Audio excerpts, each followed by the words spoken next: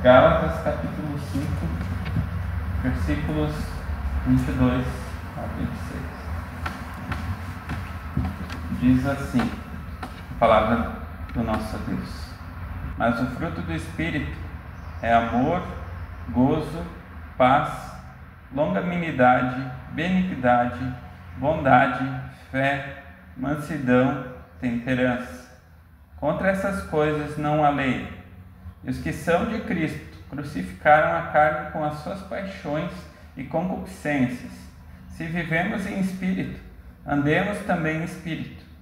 Não sejamos cobiçosos de vanglória, irritando-nos uns aos outros, invejando-nos uns aos outros. Então, o título da nossa mensagem hoje é o fruto que prova a vida do Espírito. Já faz algumas semanas a gente estudou a primeira parte do capítulo 5. Nós estudamos, na verdade, do versículo, se eu não me engano, foi do 16 ao 21, que nós estudamos acerca das obras da carne que nós vimos. E daí eu tinha esperado um tempo para nós vermos a segunda parte agora, que é o fruto do Espírito, a vida no Espírito. E por que é importante hoje nós estudarmos esse texto?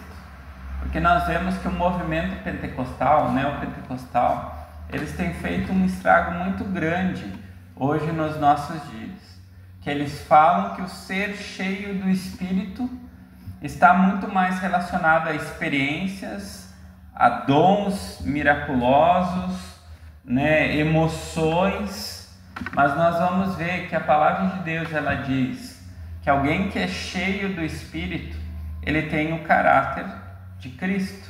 É alguém que vai crescendo em santidade, que vai tendo atitudes diferentes e contrárias ao mundo. Que essa é a maior prova que pode existir, de fato, para uma pessoa, se ela nasceu de novo ou não. Se ela tem essas características, essas virtudes aqui descritas nesse pequeno trecho que nós vimos aqui da palavra de Deus. Então, nós precisamos lembrar que a principal evidência é que ser cheio do Espírito está relacionado ao caráter e não a êxtase, não a emoções, não a qualquer experiência sobrenatural. A diferença mesmo que nós mostramos que de fato nós somos cristãos é por meio do Espírito agindo em nós, e nós temos o caráter para cada dia mais parecido com o Senhor Jesus Cristo. Não há outra forma, porque infelizmente nós vemos que muitas pessoas têm dado uma ênfase grande. E Paulo, nesse texto, ele justamente contrasta as obras da carne, que nós estudamos anteriormente, dos versículos 19 a 21, que são fruto do homem natural, o velho homem, que nós vimos, mas o fruto do Espírito. Aqui o versículo 22 e 23, que ele complementa que contra essas coisas não há lei. Nós vimos que as obras da carne, elas são múltiplas e desordenadas. Nós vimos todos os grupos em que Paulo dividiu essas obras e nós vemos as consequências dela. Agora o fruto, aqui nós vemos, ele está no singular. Ele é único e ele é harmonioso. Ele nada mais reflete o caráter de Cristo no cristão. Por isso, o tema desse pequeno trecho, esses versículos, nada mais é do que o fruto do Espírito é a prova da vida do Espírito em nós. Nós queremos saber de fato se nós somos cristãos, se nós temos o Espírito Santo de Deus. Nós precisamos olhar essas marcas e ver se isso tem crescido em nós, se isso tem se tornado realidade na nossa vida. É aí de fato que a gente vai saber, não por aquilo que nós fazemos, não pelo nosso conhecimento, o nosso intelecto, mas pela prática cristã. Nós vemos que no versículo 22, Paulo começa: mas o fruto do Espírito é. A palavra aqui é karpós. Ela significa resultado natural de uma vida interior. Eu gostaria que nós abríssemos a palavra de Deus em João, capítulo 15. O Evangelho de João, capítulo 15, versículo 5.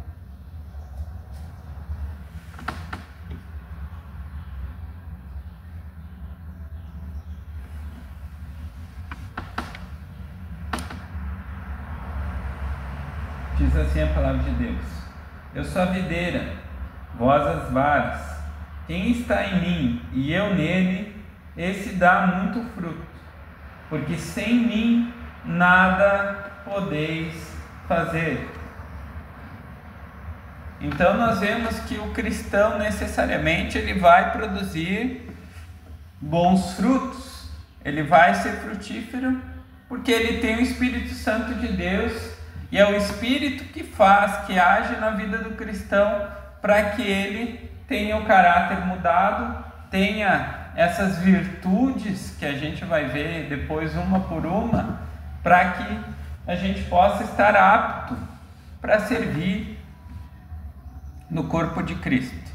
Porque basta nós fazermos uma avaliação simples aqui do cristianismo hoje nos nossos dias. Será que eu tendo essas características que nós vamos ver, será que eu não consigo fazer diferença nesse mundo?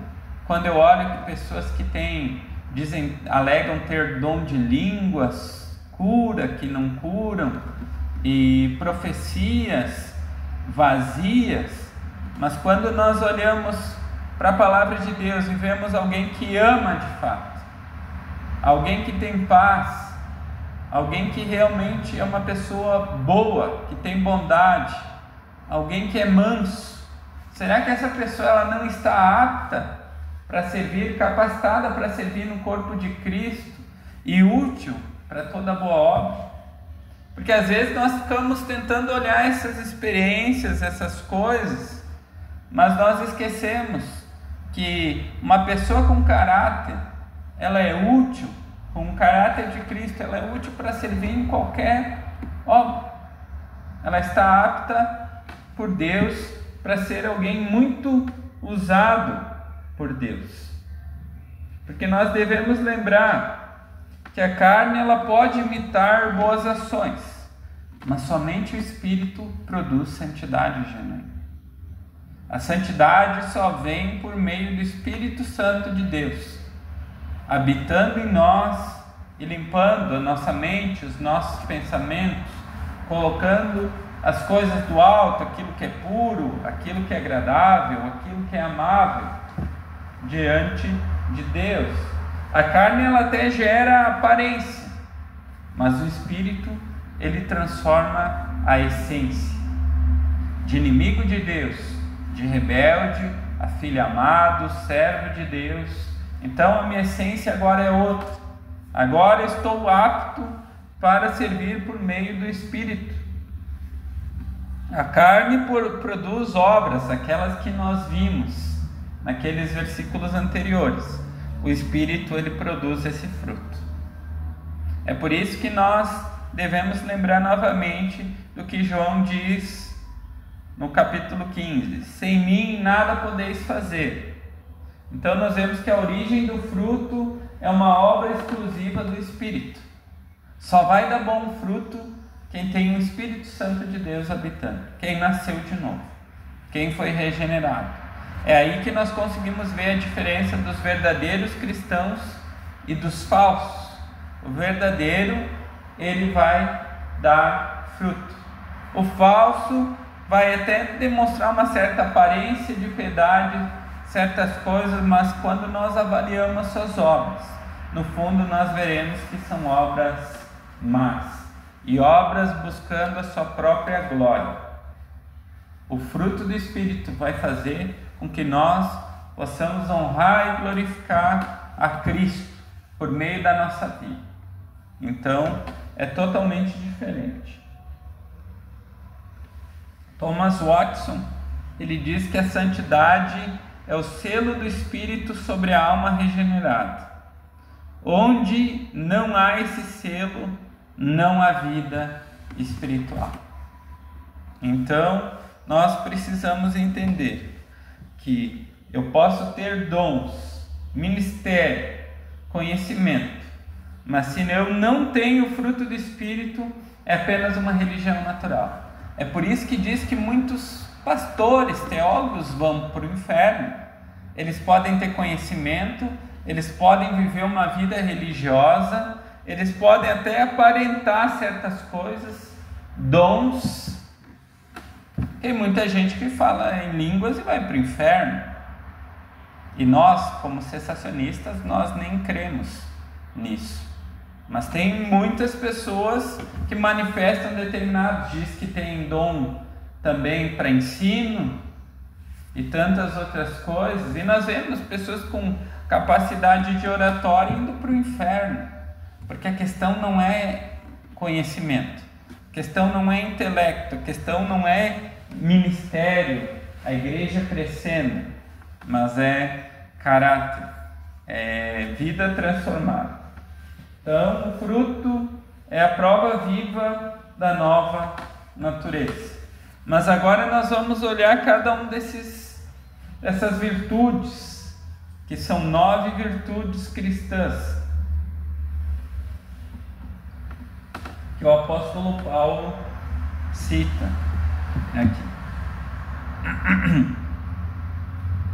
E nós precisamos entender, antes de partir para elas, que aqui não diz os frutos, mas é o fruto, porque nós precisamos entender que todas elas vêm do mesmo Espírito.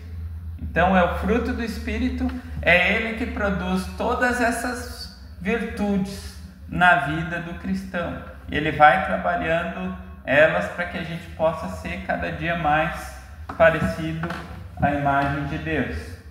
E a primeira aqui que nós vemos, que ele começa, é o amor.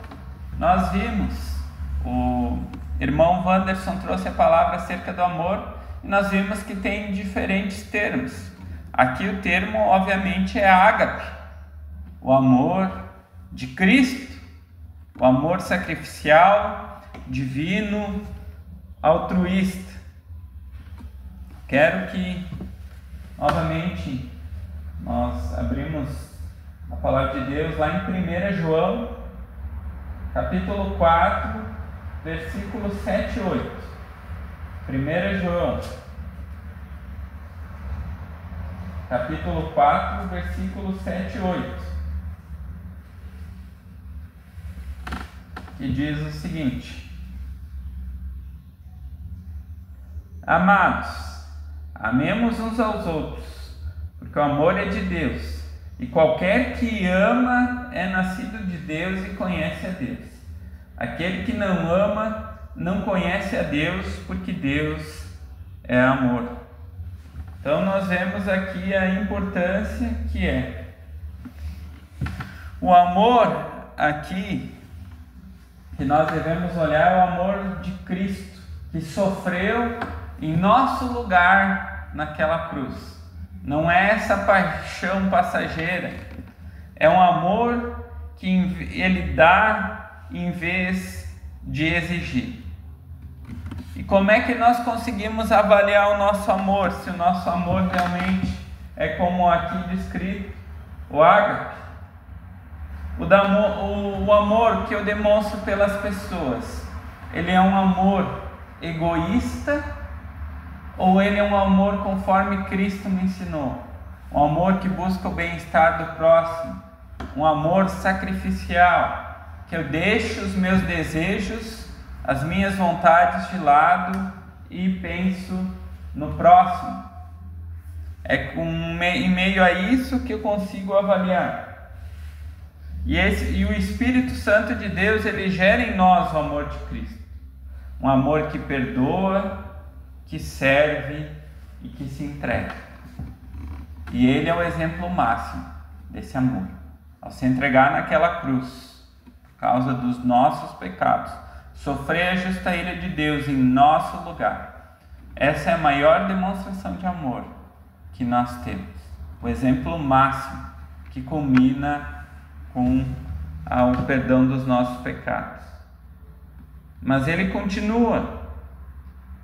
Segunda marca, esse não precisamos nem falar, porque ao olharmos para a cruz de Cristo, ao olharmos por quem Deus é, nós podemos ver um amor perfeito, um amor sacrificial, um amor santo. Mas o segundo é gozo. Mas o que seria gozo? Que a palavra de Deus fala. É a alegria espiritual que independe das circunstâncias. Então, é uma alegria que ela independe das circunstâncias. Nada mais é do que um contentamento interior que vem de Deus, que não importa a situação que eu estou vivendo, não importa o que eu tenho, não importa os fatores externos, eu consigo me alegrar em Deus. Filipenses capítulo 4, versículo 4 nos dá a ideia disso. Nós passarmos algumas páginas para frente, diz o seguinte: regozijai-vos sempre no Senhor. Outra vez digo, regozijai-vos. Regozijai-vos sempre no Senhor. Então nós devemos buscar sermos felizes, não por causa das circunstâncias, mas apesar dela. Nós temos a salvação em Cristo Jesus, nós os que cremos. Que motivo há para tristeza? Minha dívida foi paga, eu fui perdoado, eu fui reconciliado com Deus. Agora é daqui para a eternidade. Nada pode me separar daquele amor que nós vimos, que é a primeira virtude. Nada pode me separar do amor de Deus. Nada, nem altura, nem profundidade, nem anjos, nem demônios, nem o presente, nem o porvir. Se eu estou em Cristo Jesus, eu estou salvo. Eu estou garantido. Isso nos deveria trazer uma alegria. E isso obviamente traz um questionamento para nós. Eu conheço essa alegria que o mundo não pode tirar, mas obviamente nós precisamos entender que para eu ter alegria em Deus, obviamente eu preciso me relacionar com Deus, ter um relacionamento íntimo e profundo, porque daí só assim eu vou conseguir realmente me alegrar em Deus. Porque se eu não conheço Ele de uma forma profunda, não busco Ele diariamente, qualquer situação que vai acontecer vai fazer com que eu me entristeça. Mas quando eu estou alicerçado em Cristo, eu consigo me alegrar. Nós devemos lembrar que a alegria do Espírito nasce da certeza que diz lá em Romanos 8, 28, todas as coisas cooperam para o bem, quer sejam boas, quer sejam más. Então até mesmo o mal pode resultar em bem para a minha vida. Deus usa situações às vezes adversas para trabalhar no nosso caráter, para lidar com questões pessoais e tantas outras coisas. Mas no final, tudo isso, para nós, os que cremos, é trazer algo bom. Porque o objetivo é nos santificar, é nos tornar mais parecidos com Cristo. Então essas situações, elas vão servir para o nosso bem, mesmo que quando nós olhamos para elas, às vezes nós pensamos que elas são ruins, que elas são más. Mas ele continua. Terceira virtude aqui é paz. Paz. O termo aqui é eirene, tranquilidade de alma fundada na reconciliação com Deus. É a serenidade da consciência lavada pelo sangue de Cristo. É aquela paz que nós podemos sentir mesmo em meio a tempestades. E obviamente aqui nós precisamos ter um cuidado, porque quando nós olhamos, entre aspas, de forma supérflua, nós vemos que até mesmo Jonas, no barco, em meio àquela tempestade, estava descansando. Mas obviamente ele não sentia paz por ter desobedecido a Deus. Aquilo era uma falsa paz. Mas a paz de Deus, ela é totalmente diferente. Ela é uma paz que o repouso do nosso coração está em Deus. Nós temos paz em primeiro lugar, porque nós fomos perdoados. O primeiro sentimento que vem na conversão, muitas vezes que nós compreendemos, é a questão de paz. Minha dívida foi paga. Minha dívida do meu pecado foi pago por meio de Cristo. Agora eu estou em paz. Eu não estou mais em débito diante de Deus. É aquele sentimento maravilhoso. Só que tem algumas aplicações para nós que nós precisamos refletir. A primeira é: se há perturbação constante, talvez o coração ainda não esteja firmado em Cristo. Se a nossa vida é aquela perturbação constante, nós nunca conseguimos. Obviamente eu não estou falando que nós vamos estar, essa paz, sempre nós vamos estar em paz. Não. Vai vir momentos turbulentos, momentos difíceis, até mesmo para provar a nossa fé, que nós vamos ver que fé também é uma dessas virtudes colocadas. Mas, se eu não consigo em nenhum momento na minha vida sentir paz, isso deve ligar um sinal de alerta. Isso deve trazer até mesmo uma preocupação para nós, se de fato nós experimentamos a paz de Deus. Porque a paz do Espírito é um sinal de alma reconciliada e submissa à vontade divina. Porque a paz vai fazer com que, mesmo que eu não entenda as coisas que estão acontecendo ao meu redor, a maneira como Deus tem feito e agido, eu vou me submeter àquela vontade e eu vou descansar em Deus.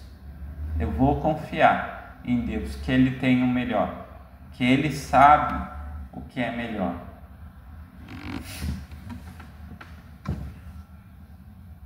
A quarta virtude é longanimidade, que significa uma paciência prolongada, mesmo diante da provocação.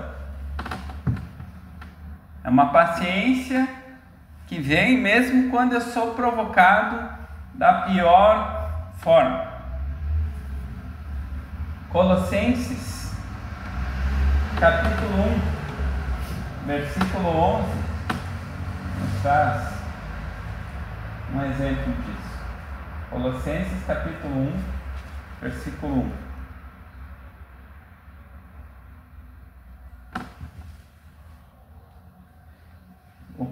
Versículo 11.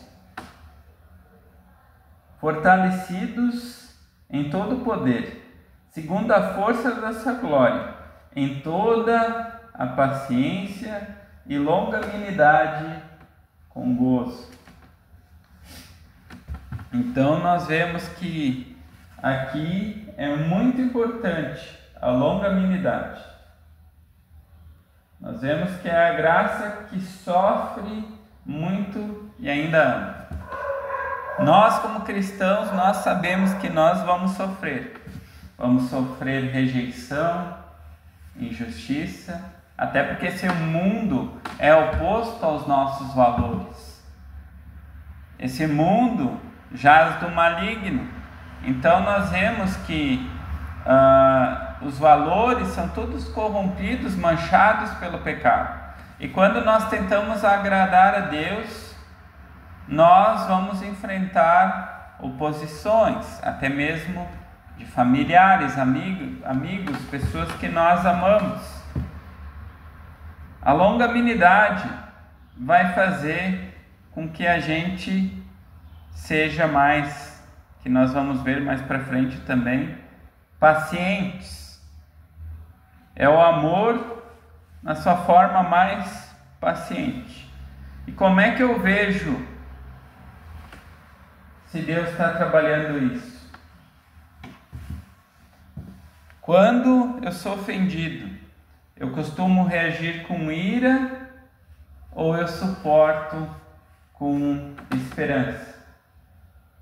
Porque nós devemos lembrar que o Espírito nos faz refletir a paciência de Deus, que, como diz lá no Salmo 103:8, é tardio em irar-se. E nós vemos isso. Deus foi paciente, muito paciente, até mesmo chegar à manifestação de Cristo. Nós vimos o povo de Israel, o quão desobediente foi, o quão rebelde foi. E Deus foi paciente. Assim com nós, até nos revelar Cristo. Quantos pecados, quantas coisas erradas nós fizemos. Anos em rebeldia contra Deus. Mas um dia Ele veio e nos chamou por meio do Evangelho. Ele foi paciente conosco. Ele não se irou nos primeiros pecados que nós cometemos e nos destruiu. Mas Ele mandou Seu Filho para vir e nos salvar. Mas Ele continua também benignidade aqui, que é ternura de coração e gentileza moral. É a disposição de tratar os outros com a mesma graça com que Deus nos tratou. Isso é muito importante nos nossos dias, porque principalmente quando há nossa conversão, muitas vezes nós não temos paciência, nós costumamos ser duros com as pessoas. Por isso, muitas vezes nós devemos lembrar da maneira como Deus tratou e lidou com nós, até a nossa conversão, quando nós conseguimos entender que nós éramos pecadores, que o Evangelho nos confronta, mas daí nós precisamos lidar com tudo aquilo, e Deus vai aos poucos lidando, mas nós vemos que Ele é gentil, que Ele é paciente, como nós vimos anteriormente, que Ele vai lidando aspecto por aspecto, Ele não joga tudo. E nós precisamos questionar o nosso tratamento. Nós somos conhecidos por ser pessoas duras ou por ser pessoas gentis? O Espírito, ele nos torna pessoas cuja presença traz alívio ou tensão. Nós sempre estamos causando tumulto, intriga, confusões. Ou eu chego e o ambiente muda, traz alívio, um senso de tranquilidade. Como a minha presença molda o local onde eu frequento.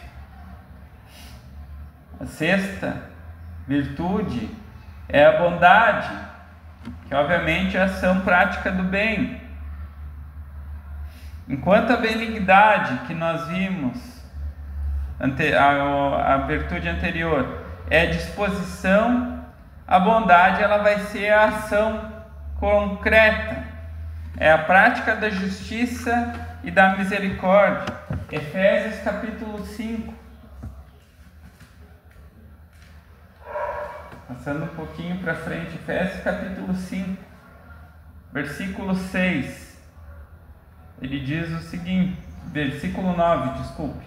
Ele diz o seguinte: porque o fruto do Espírito está em toda a bondade e justiça e verdade, porque o fruto do Espírito, está em toda a bondade e justiça e verdade. Nós precisamos lembrar que Tiago nos fala que a fé sem obras é morta. Então nós vemos aqui que os frutos que nós vamos produzir vão ser frutos bons, vão ser frutos agradáveis. E o Espírito Santo ele vai nos mover a agir, servir, visitar, ajudar, consolar. Tudo isso mostra a bondade de Deus quando nós agimos assim. Então a bondade é crucial, ainda mais no mundo mau e perverso como nós. Quando nós agimos com bondade, nós mostramos que pertencemos ao alto e não a esse mundo. O sétimo, e não menos importante, virtude é a fé. Mas a fé aqui, no sentido, significa fidelidade, constância e confiança firme. É a lealdade a Deus e a confiabilidade diante dos homens. E isso eu devo trazer para nós, para o nosso cotidiano. Eu tenho sido fiel às pequenas coisas que Deus tem colocado, ou apenas eu espero as grandes? Tudo aquilo que Deus tem colocado diante de mim, eu tenho procurado ser constante, eu tenho procurado ser firme, eu tenho procurado manter, porque infelizmente hoje nos nossos dias nós vemos que a inconstância com Deus é uma marca da igreja evangélica. Muitas pessoas não são firmes nos seus posicionamentos, elas oscilam toda hora, não sabem nem direito o que creem. Mas nós que temos uma fé viva, nós devemos ter convicção das verdades que nós temos, nós devemos ser firmes, nós devemos ser constantes. Outro aspecto muito importante, outra virtude essencial, mansidão, que é suavidade de alma e humildade de coração.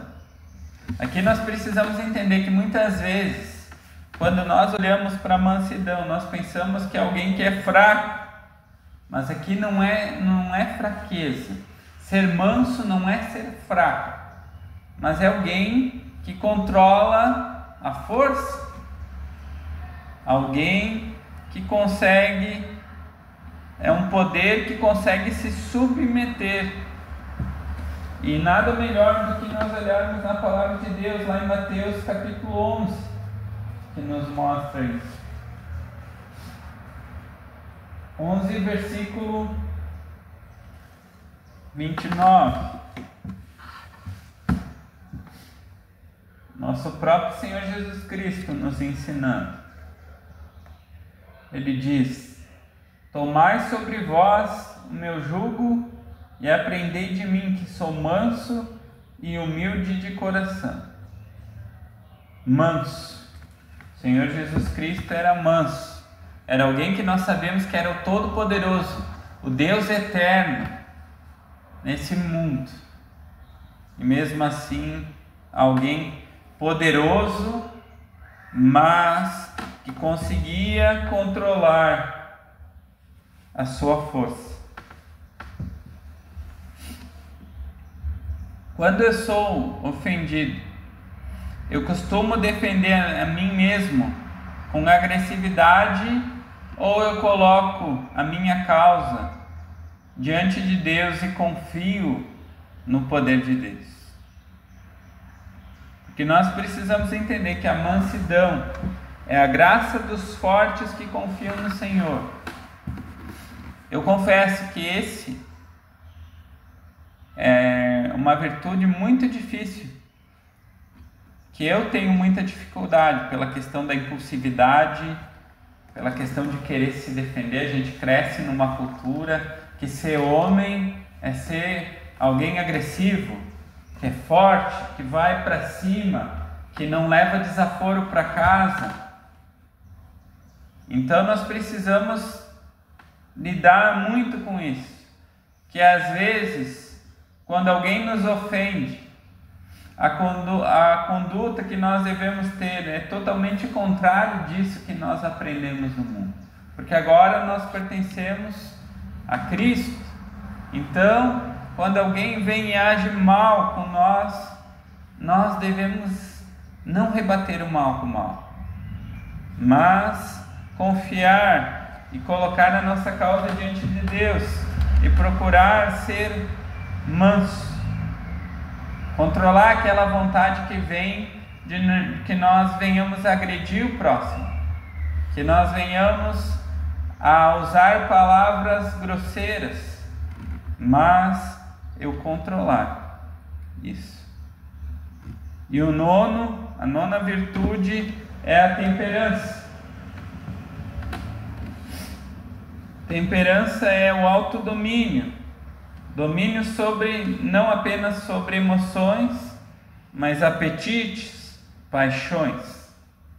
É o espírito governando o corpo e a mente. Aqui entra muito na questão da luta contra o pecado. Por isso a temperança é muito importante.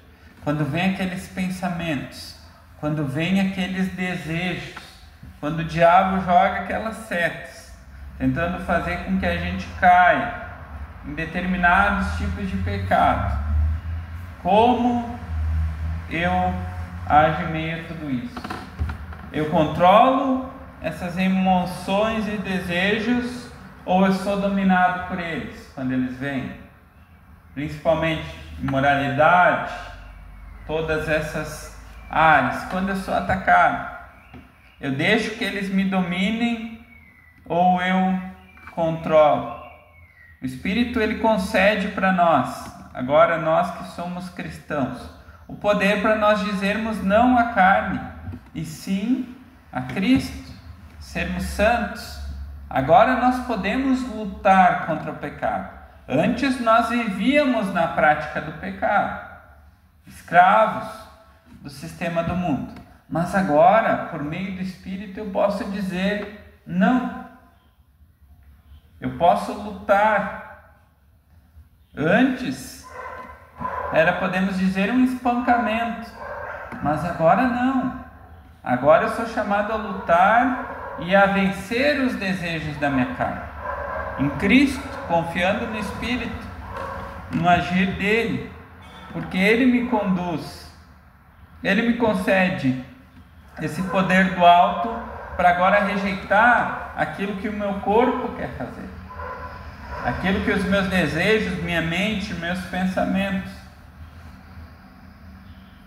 Então essas são as 9 virtudes que Paulo fala. Mas tudo isso tem algo fundamental.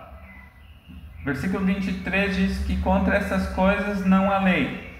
Mas o versículo 24 ele diz: os que são de Cristo crucificaram a carne com as suas paixões e concupiscências. Aqui a palavra crucificaram, ela está no aoristo ativo, no grego. É um ato decisivo, mas de efeitos contínuos. Significa que agora que eu sou de Cristo, eu declaro guerra contra a carne. A cruz de Cristo agora é a mesma cruz do cristão. Por isso a palavra de Deus diz que quem quer seguir-me, negue-se a si mesmo, tome a sua cruz e siga-me. O cristão, ele é chamado a mortificar a sua carne.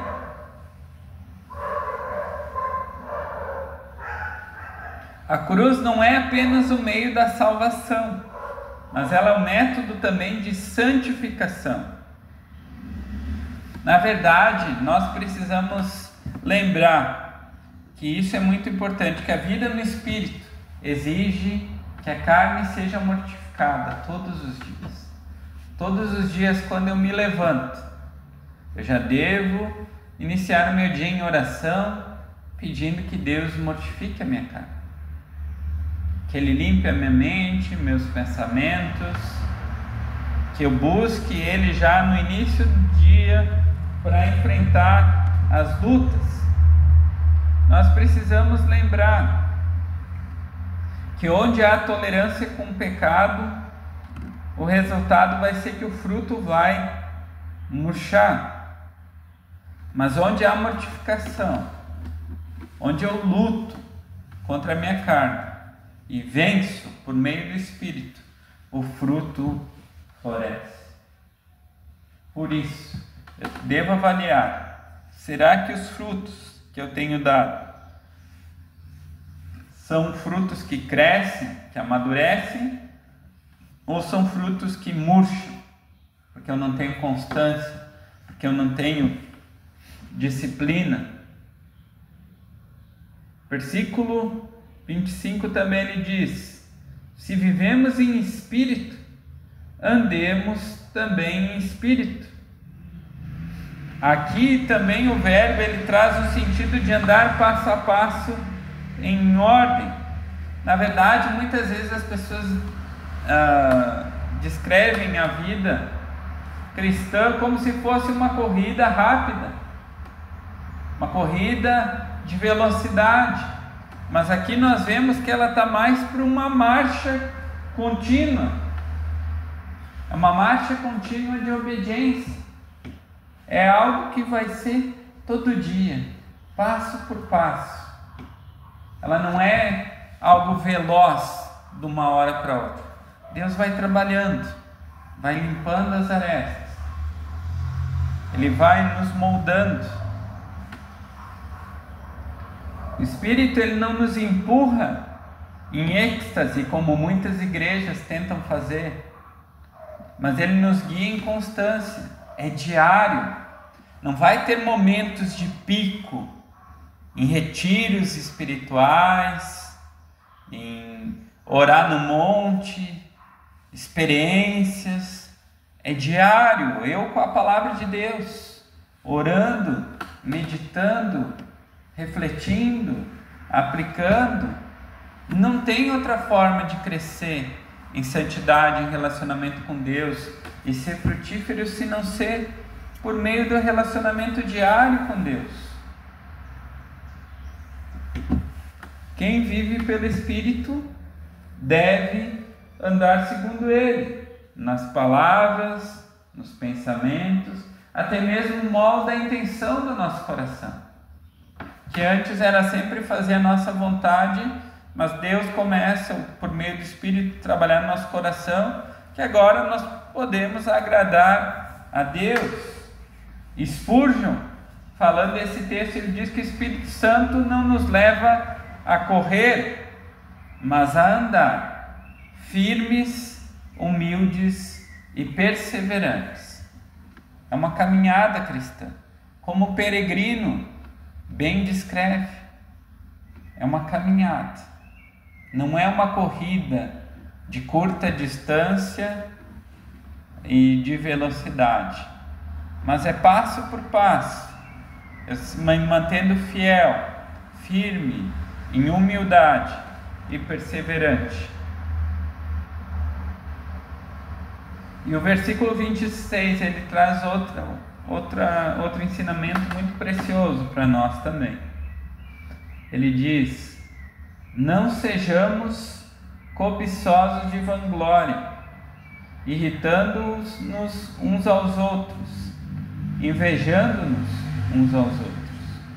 Aqui nós vamos ver um contraste que há A verdadeira espiritualidade, ela não vai gerar orgulho, mas humildade, porque eu aprendo a ser dependente do Espírito de Deus, e eu sei que nada de bom vem de mim, vem de Deus. Então, que motivo há para o orgulho? Que motivo há para a vanglória? Que motivo há para eu me achar melhor do que os outros? Se é Deus que está operando em mim, se é Ele que está fazendo a obra, e não sou eu. Se eu sou salvo por graça, por meio das obras de Cristo, por aquilo que Ele fez, e não pelas minhas, porque as minhas estavam me levando para o inferno. Então, que motivo há para o orgulho? Nós vemos aqui também que onde há inveja, o fruto foi substituído pela carne. Nós vemos pessoas invejando ministérios, pastores, projeção na internet, seguidores, e isso muitas vezes vem ao nosso coração, mas isso é quando nós somos guiados pela carne. Também, onde há vanglória, o espírito foi substituído pelo ego. Eu não estou enaltecendo a Cristo, eu estou querendo enaltecer a mim mesmo, quando vem esse sentimento de vanglória. O fruto do Espírito amadurece na sombra da humildade, e é nisso que nós devemos examinar o nosso coração, porque o Espírito Santo, ele sempre vai nos conduzir à cruz, a olharmos para Cristo, a olhar a questão da autonegação, que nós temos que buscar o padrão dele, o mais alto, o mais elevado. Nunca há um orgulho religioso, farisaico, como muitos hoje têm evidenciado isso. Nós somos chamados a sermos servos, e como a Bíblia descreve, servos inúteis. Pessoas que não vamos buscar a projeção, não vamos buscar ser reconhecidos pelo mundo, ser bem vistos pela sociedade, admirados como mentes brilhantes. Muitas vezes nós vamos ser vistos como loucos, pessoas ignorantes, tolas para o mundo. Então, é essa a realidade que o verdadeiro cristão ele enfrenta. Por isso, o fruto do Espírito é a prova viva da vida espiritual. Não são dons, nem palavras, nem conhecimento, nem o quanto eu conheço de teologia, de doutrina, nem mesmo atividades que confirmam a conversão, mas a presença desse fruto santo que nós vimos. Essas 9 virtudes, elas têm crescido na minha vida. Elas têm feito que por meio delas eu sirva melhor ao Senhor, as pessoas vejam Cristo de fato na minha vida, porque é por meio disso.